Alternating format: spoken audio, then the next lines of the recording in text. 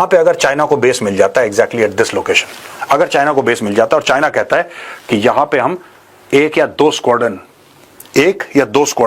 हम लोग J20 की लगा रहे हैं, अगर कह देता है, मैं कह रहा हूं बांग्लादेश में कहीं भी यार, वाई हियर, हम यहां की बात क्यों ही कर रहे हैं? हम कह रहे हैं अभी तो इसकी बात हुई है ना, ये देखिए लाल मोनिरहाट की, अभी तो इसकी बात हुई है। मैं कह रहा हूं बांग्लादेश में कहीं भी, आप जानते हैं पूरा इलाका कितना थ्रेटन हो जाएगा। लेकिन ईरान जो है हमास को भी फंड कर रहा है, हिजबुल्लाह को भी फंड कर रहा है, हुथियों को भी फंड कर रहा है, राइट? गलत कर रहा है लेकिन अपना पावर प्रोजेक्ट कर रहा है। वहां पे इजराइल, इतना सा इजराइल, छोटा सा इजराइल, उसने सबको ठोक रखा है। अस्सलामुअलैकुम दोस्तों, ये मेजर बिल्कुल पागल हो गया है। और दोस्तों इस बंदे को मेजर किसने बना दिया जिसे बेसिक नॉलेज भी नहीं है। कहता है कि इसराइल ने सारे अरब ममालिक को फड़का कर रखा हुआ था। इस बेवकूफ को इतना नहीं पता कि इसराइल छोटी सी रियासत नहीं बल्कि वो पूरा अमेरिका का एक हिस्सा है। दोस्तों अमेरिका ने इसराइल को इतना पैसा दिया है, यानी छोटी सी जो जंग हुई गजा के साथ $400 बिलियन उन्होंने दे दिए है। हमारी तो पूरी की पूरी इकोनॉमी दोस्तों, हमारा पूरा फॉरेन रिजर्व $20 बिलियन से ऊपर नहीं होता। तो आप खुद सोच लें कि अमेरिका किस हद तक इसराइल की मदद करता है। जब पहले भी जंग हुई थी तो इसराइल को अमेरिका ने हर तरह का हथियार दिया था। दोस्तों यहाँ पर कहा जा रहा है कि अभी तक तो गजा में इतनी बमबारी हो चुकी है कि यहाँ पर ये समझा जा रहा है कि 100 एटम बम अगर आप एक जगह पर उड़ा दें और इतनी तबाही हो तो दोस्तों इतने ज्यादा हथियार सिर्फ और सिर्फ अमेरिका ने सीधा इसराइल को भेजे हैं। पैसे तो अलग से भेजे हैं, पैसे अभी $76 बिलियन भेजा है। एक बार इसराइल की मदद बंद कर दी जाए असले से और दोस्तों पैसे से, तो इसराइल तो एक दिन में ही नहीं टिक पाएगा। वो तो इसराइल अमेरिका का पार्ट है। अब कंपेयर करते हैं तो फिर ये भी कंपेयर करें कि भारत को कौन देगा। भारत तो एक छोटा सा दोस्तों मुल्क है, उसकी इतनी कोई मदद कर पाएगा? अगर हद भी कर ले तो रशिया का कहा जा सकता है। रशिया भी $1 बिलियन से ऊपर की मदद कभी भी भारत की नहीं कर पाएगा। वो भी एक अलग ही सिनेरियो है अगर जंग लग जाती है। दूसरा ये बात है कि अब बांग्लादेश ने एक ऐलान किया है कि उन्होंने बिल्कुल चिकन नेक के पास पाकिस्तान और बांग्लादेश अफवाही मशकों का ऐलान किया है। और दूसरा दोस्तों एक बेस है जो बांग्लादेश ने हवाले कर दिया है चीन के, और चीन वहां पर 5th जनरेशन फाइटर जेट भी तैनात कर सकता है, ऐसी भी रिपोर्ट आई है। और मेजर क्या कह रहा है कि 100 किलोमीटर का इलाका है, इसे आप फाड़ दीजिए और बांग्लादेश को 2 टुकड़े कर लीजिए। जंगों के डर से भागा हुआ मेजर जब बाहर आ गया है तो जंगों की बात कर रहा है। ये चाहता है कि जंग हो जाए, लेकिन इस बेवकूफ को इतना नहीं पता कि एक बार जंग शुरू हो गई तो फिर इनका कुछ बचेगा नहीं। अपनी सिचुएशन तो देख ले, नॉर्थ ईस्ट में मिजोरम के चीफ मिनिस्टर ने कह दिया था कि हम भारत से अलग होना चाहते हैं। तमिलनाडु ने अपनी अलग करेंसी का ऐलान कर दिया है। यहाँ तक कि मणिपुर ने अब तक ये ऐलान भी कर दिया है कि वहाँ पर इंडियन आर्मी का एक फौजी भी मौजूद नहीं, सभी को बाहर निकाल दिया है। और दोस्तों यहाँ पर ये भी वीडियो सामने आ रही है कि मणिपुर बिल्कुल अलग रियासत बन चुकी है, वहाँ से बिल्कुल भारत का इनखला हो चुका है। और नागास तो भारत की खूब पिटाई कर रहे हैं, खूब दोस्तों वहाँ पर तबाही फैला रहे हैं। और भारतीय गोदी मीडिया जो है वो इस खबर को छुपाने के लिए मुसलमानों पर एक वक्फ का बिल लाकर उससे पूरे के पूरे हिंदुस्तान की अटेंशन डाइवर्ट करने में लगा है। लेकिन असल जो मुद्दा है कि मणिपुर बिल्कुल आजाद मुल्क बन चुका है, वहाँ पर दोस्तों अभी कोई भी भारत का कंट्रोल नहीं है, उस पर बात ही नहीं कर पा रहे, क्योंकि उन्हें पता है कि अगर यहाँ पर हम ज्यादा कुमक करेंगे, ज्यादा मिसाइल हमले करेंगे तो चाइना वहाँ से शुरू हो जाएगा। और चाइना की वहाँ पर इतनी ज्यादा मजबूत पकड़ होगी है कि चाइनीज आर्मी गाड़ियों में घूम सकती है, लेकिन भारतीय आर्मी का एक जवान भी मणिपुर में दाखिल नहीं हो सकता। दोस्तों इस कदर हालात वहाँ के खराब है, लेकिन गोदी मीडिया एक सिंगल न्यूज वहाँ की नहीं लाकर दे पा रहा, इतने हालात वहाँ पर भी खराब हो चुके हैं। दोस्तों आगे भी मेजर गौरव की बढ़ के आपको सुनाते हैं और किस कदर ये डरे हुए हैं वो भी आपको सुनाते हैं, मुलाजा करें। Saudi Arabia, foreign bases. Why do we need to be so defensive all the time? That is what I want to ask. This is not an issue of strategy. मैं आपको साफ बता रहा हूं दोस्तों, मैं स्ट्रैटेजी की बात नहीं कर रहा हूं।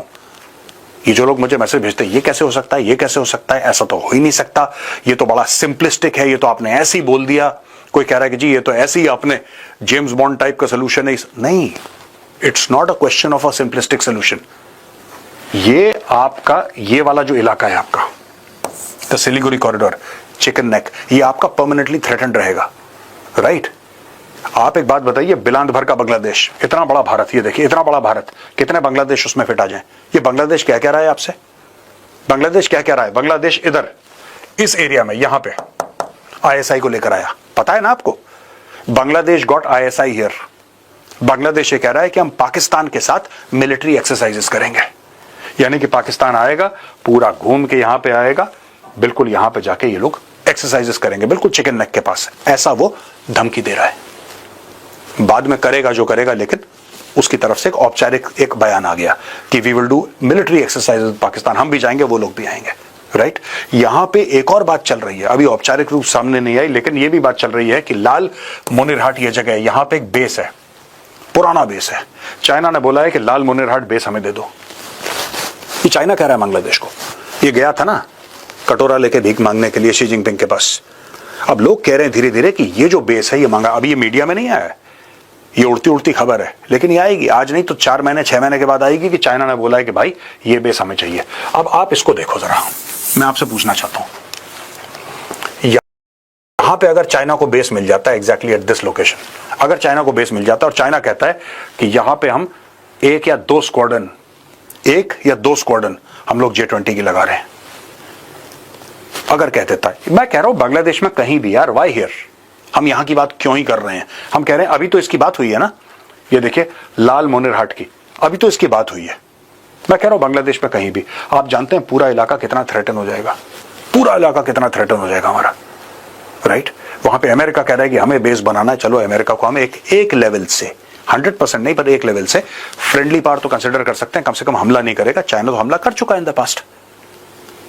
फिर ये कहना कि ये नहीं हो सकता, ये तो पॉसिबिलिटी नहीं है, हमारे प्लान हमारी थ्योरी, भाई साहब आपके प्लान आपकी थ्योरी, जिस दिन चाइना का यहां पे बेस आ गया, आपका प्लान और आपकी थ्योरी धरी की धरी रह जाएगी 2 मिनट के अंदर।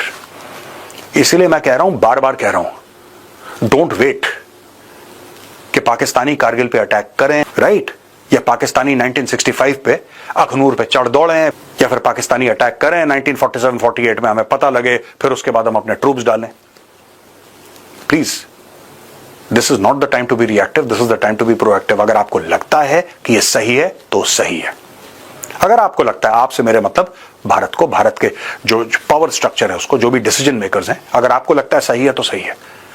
ये नैतिकता, ये सब, ये बेकार की चीजें आजकल नहीं चलती, ये सब चीजें, ये पुरानी एक्सपायरी डेट का मॉडल है, उसको उठा के फेंक दीजिए बाहर। आप, इसमें कोई नैतिकता नहीं है। जो भारत के लिए ठीक है वही नैतिक है, उसको नैतिक बना देंगे। इतना तो दम है हमारे पास, भारतीय सेना के पास, कि जो भारत के हित में है हम उसको नैतिक बना देंगे अपने बाजुओं के जोर से। इसको करिए खत्म, राइट। और नीचे चिट्टागोंग वाले एरिया को, एक बार इस चिट्टागोंग वाले एरिया को आप थैंक यू बोल दीजिए, कहानी खत्म कर दीजिए इसको। मैं आपको बता रहा हूं, इसको खत्म कर दीजिए एक बार, क्योंकि ये नासूर बढ़ता रहेगा, ये रुकेगा नहीं। ये जो मोहम्मद यूनुस आज की तारीख में बोलकर गया है ना, इसके बाद जो भी आएगा वो यही बोलेगा, क्योंकि एंटी इंडिया सेंटिमेंट, पता नहीं किस कारण एंटी इंडिया सेंटिमेंट बांग्लादेश में इतना ज्यादा हो गया है। हमारी गलती थी, सांप को दूध पिलाया, सांप का बिल भी हम ही ने खोद के दिया, बाय द वे। बांग्लादेश भी हम ही लोगों ने बनाया, आज वही बांग्लादेश उल्टा हमें डसने की सोच रहा है। इनकी टांग तोड़ने का अब वक्त आ चुका है, रादर देन थिंकिंग अबाउट कि स्ट्रेटेजिकली क्या हो सकता है एंड इसके रिपरकशन क्या हैं। जब पाकिस्तान ने अटैक करा था कारगिल पे, पाकिस्तान ने रिपरकशन सोचे थे? ठीक है, it's a bad example to give, Pakistan is a terrible example to give, and I am not comparing, but I am saying that might is right, might is right. शक्ति होती है ना, वही सत्य है पूरी दुनिया में आज की तारीख में। जैसा मैंने आपको बताया, डोनाल्ड ट्रंप कह रहा है चाहिए मुझे ग्रीनलैंड तो चाहिए, लोग कह रहे हैं साहब आप कैसे ले सकते हैं, वो तो नेटो कंट्री है, कह रहा बाढ़ में जाओ। 20 साल अफगानिस्तान में बैठा, अमेरिका बैठ गया, बाढ़ में जाओ। इराक को अटैक कर दिया, बाढ़ में जाओ, जाओ, हमें पसंद है हमने कर दिया। यही होता है। आपको मेरी बातें कड़वी लगेंगी, अजीबोगरीब लगेंगी, लेकिन यही सच है दोस्तों। Unless you cut this part, unless you widen the chicken neck, you will always suffer. हां, आप 15 कॉन्क्लेव कर सकते हैं, आप 15 डिस्कशन कर सकते हैं कि क्या हमें ऐसा करना चाहिए, इसके रिपरकशन क्या होंगे। सोचते रहो रिपरकशन।